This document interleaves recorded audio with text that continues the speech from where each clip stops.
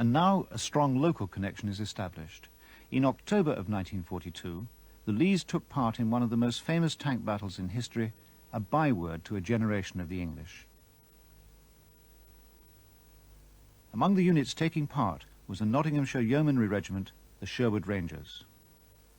And in the Rangers, there are a couple of characters, Sergeant Doug Nelson, who had started out as a cavalryman, and a lad from Retford who was to become his driver, called Vinnie Cantrill. Against very sharp odds, these two were to make it all the way to the Rhine.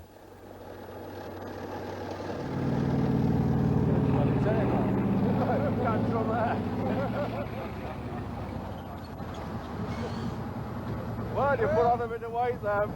My godfathers.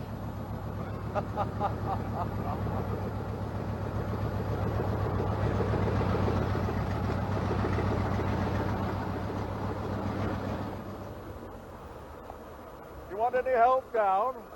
No. Oh, it's great to see you. What, 40-odd years? Oh dear. Well, you're still as big as ever, aren't you? But I've got some tummy over. That's great. I just think it's 44 years, I think. 44? 44. Is it really? Yeah. So I've got And you've shaved your tasha? Oh, God, yes, you're still the lad. Yeah. Well, what did you feel like? Well, You should be down there. yeah, well, I tried to get down. Well, I got in. You couldn't get out. I got out again, but I had no room to manoeuvre. The seats too small for me to get back Oh, really? in there.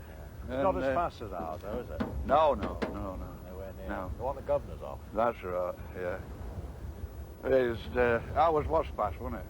Well, I reckon you touched 70 miles an hour. When we were, 60. 60, was it, when we were Yeah. trying to catch up the road? That's right.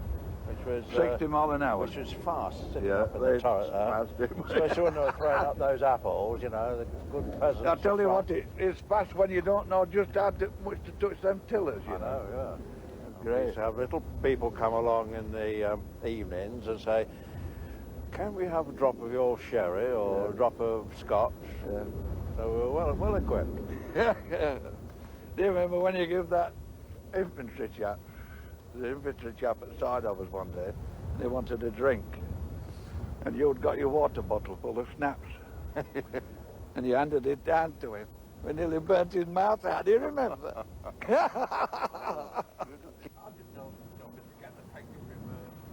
put it in reverse, my foot slipped off and pushed it, jumped aboard for 1,000 yards that way. He did laugh. Oh. Nelson and Cantrill shared a further bond apart from having survived. In the lottery of World War II, they stumbled into 5 minutes of newspaper fame. 2 years after El Alamein, the Sherwood Rangers fought their way into the Reichswald forest to a place near Nijmegen called Beek. On the 25th of September, in hot pursuit of the enemy, Nelson and Cantrill crossed the German border and were the first British tank to do so. That old paper, it was all that years old, isn't it? Yeah. It's done well, isn't it? Yeah. It's lasted as long as you. Yeah. Yeah, Henry did. He didn't. No. And then it was young Fitz Afternoon, gentlemen. I wonder if I can introduce myself. Tony Budge. Oh, this is Sergeant Nelson. Oh, Sergeant. Delighted to meet you. Mr. Cantrill. That's correct, yeah. Delighted to meet you. That's a bit of a surprise, isn't it? Yes, absolutely. Yeah. 44 years since you Is it really? Yes, indeed. Yeah. Well, that's how you got a marvellous collection. Yeah, we're pleased with these, actually. We're pleased with the grant in particular, and I think that's turned out to be nice. So a lot of work to do that. Tremendous Marvellous old tank, isn't it? Yeah, it is, yeah. No, that last year was really the pride of the collection, was the grant. Yeah. To see these things, which I mean, I thought was just scrap iron in the desert, and was, you know, would be left there forever unless the Arabs kind of had a way of dismantling them.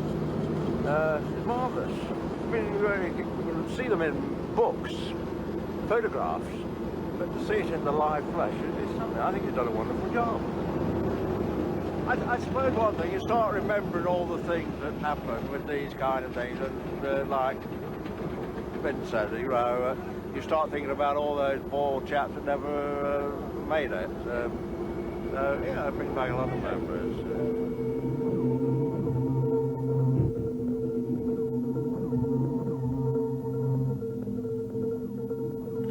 Perhaps a lot of people don't, but I think it's a grand thing, like, to keep them. I mean, to keep other things, why not keep these? It shows the younger generation and everything, all about them and everything. I mean, still they don't realise now, do they? Like what it was all about, sort of thing. I mean, even I have a daughter, 21, and she can't take it in at all.